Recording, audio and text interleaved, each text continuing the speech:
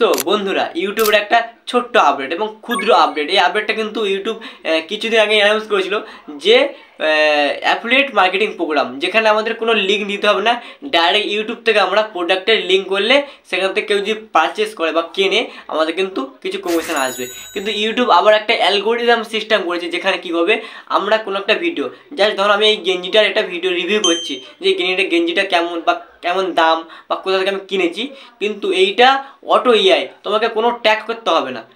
যাদের channel monetize আছে তাদের কোনো চ্যানেলের মধ্যে ট্যাগ করতে হবে না। অটোমেটিক ইউটিউব এই গেঞ্জি যখন রিভিউ করছি, ইউটিউব কিন্তু বুঝতে পারবে এবং ইউটিউব এআই সিস্টেমে আমার এই গেঞ্জিটাকে আমার ভিডিওতে প্রোডাক্টের হিসাবে ট্যাগ করে দেবে। দিলে কী হবে, কেউ আমার এই যে গেঞ্জির যে স্যাম্পেলটা, ওইটা থেকে কিন্তু আমার প্রোডাক্টের জায়গা থেকে সেই প্রোডাক্টটা কিনবে এবং পারচেস করবে।